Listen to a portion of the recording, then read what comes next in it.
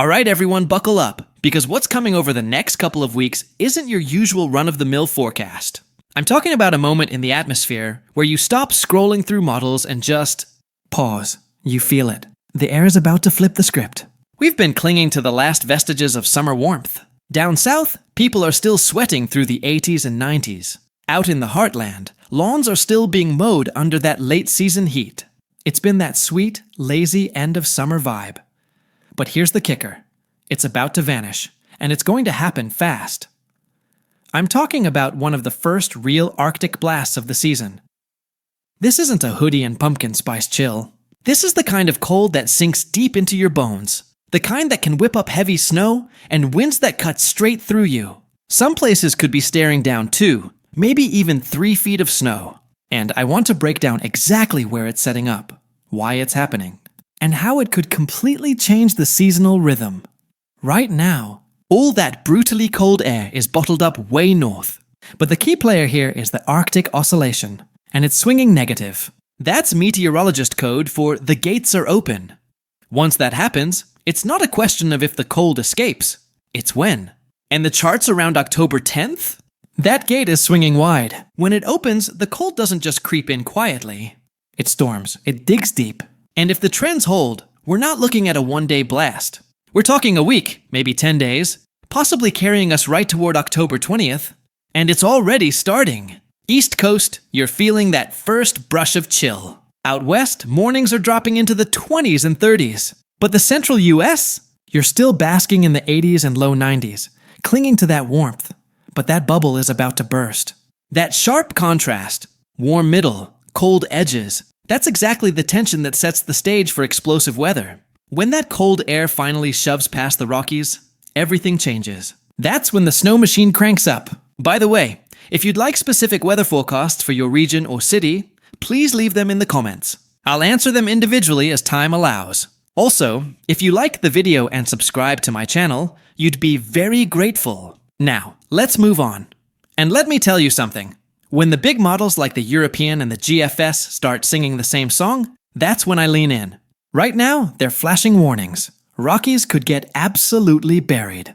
1 to 2 feet? That's already on the table. Some spots could push even higher, enough to make midwinter blush. And it doesn't stop there. If this Arctic blast digs deeper, it's marching into the upper Midwest, the Great Lakes, maybe even the Northeast. Imagine mid-October, thinking about a crisp fall walk and a cup of cider, and suddenly stepping outside into December-level cold. Wind chills slicing into the teens, snow swirling through still leafy trees. That's the kind of shock this blast could deliver. And again, I'm not being dramatic here. This is the atmosphere talking. Negative Arctic Oscillation. Open gates. Snow totals that aren't just dustings. They're disruptive, plow-demanding, power line-bending snowstorms. Once the first system rolls through, the door doesn't shut. The jet stream locks in. Cold shots, storms, brief warm-ups, reset. It's a cycle. That's how fall hands the keys over to winter. Now let's switch gears to the tropics, because it's not just cold air we have to watch. Out in the eastern Pacific, there's a disturbance brewing. Yesterday, I mentioned it had potential. Tonight, it's flashing stronger signals. Development chances over Florida are technically low, but that area is primed to deliver heavy thunderstorms, torrential rain, gusty winds, the kind that really cause headaches. And that's just the appetizer. The real showdown comes mid-October. We've got tropical waves rolling in from the Atlantic, cold fronts diving south out of Canada, warm Gulf air fighting to hold its ground, and the Caribbean waters absolutely boiling. Record-breaking sea surface temps. Deep heat just waiting for a spark. When one of these waves drops into that environment, it's going to explode. This isn't hype, it's physics. And here's the kicker. The models aren't even in agreement. Euro, GFS, other forecasts, they're all pointing in different directions. When that happens, I don't just pick one. I watch, I wait. Nature decides, not the computers. But the ingredients are all lining up for something volatile. Caribbean, Gulf, East Coast. If you're in those regions, pay attention.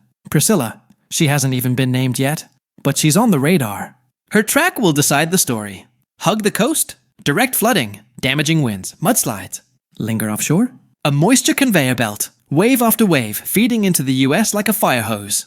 Either way, she's going to leave a mark. And beyond that, Another tropical wave is forming, heading for the Lesser Antilles. Models try to push it north, but these systems often drift west before turning. So Puerto Rico, the Virgin Islands, Jamaica, the Bahamas, you can't relax. Timing and conditions are perfect for a major impact. Meanwhile, the mainland US is gearing up for its own slugfest. First, a brief warm-up. Feels nice. Then, bam! The cold plunges south by the 12th and beyond. Rockies, Plains, Midwest, all getting storm after storm. By the third system, it won't look like fall anymore. Winter will have crashed the party early. Arctic blasts don't stay polite. They spread east, they dig in. I've been keeping a very close eye on Jerry overnight. Some changes have happened, and honestly, a few of them are actually a little bit of good news. But as always, I want to keep it real and keep you grounded with perspective. Let's break down what's happening. First, Jerry, this system has had its struggles overnight. I want to take you island by island, show you the winds, the rain, and exactly how close it's coming, especially if you're in Antigua and Barbuda. It's moving into the northeastern Caribbean, and while it's not a massive hurricane right now, it's enough to put some areas into action mode. We're seeing some dry air ahead of Jerry that's helping slow things down. Wind shear has been another big player, knocking down some developing showers and storms. The result? Jerry hasn't been able to organize overnight, keeping it from rapidly strengthening. And that's good news. But make no mistake, tropical storm conditions are very possible, with gusts up to 50 mph, maybe higher in some bands of heavy rain. Areas from the British and US Virgin Islands, Antigua and Barbuda, Guadeloupe, Dominica, you're all in action mode. Keep an eye on those tropical storm watches, because they could upgrade to warnings later today. Looking at the models, the European and American forecasts keep Jerry's core just off to the northeast, about 95-110 miles away from Antigua and Barbuda. But remember, tropical systems are huge, and those outer rain bands can reach far. Some islands may stay dry, others will get drenched. It's why I always watch this island by island. And while Jerry is struggling now, if it continues to strengthen, the core may shift a bit. But I'll keep you updated immediately if that happens. Meanwhile, the Caribbean remains extremely active. We've got heavy rain in Guatemala, Mexico, and even the Turks and Caicos overnight. A tornado hit Trinidad and Tobago yesterday. Our hearts go out to anyone affected. There's still a risk for isolated tornadoes and waterspouts, especially in the northern and eastern Caribbean, thanks to all the lift and energy in the atmosphere.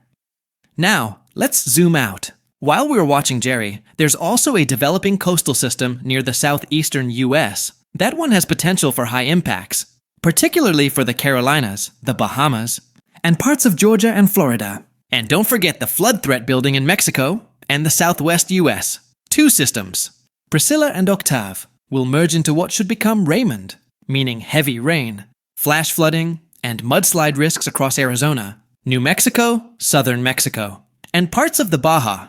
This is going to be a serious event, and it won't grab headlines at first, so I'm giving you a heads up now. Back to Jerry.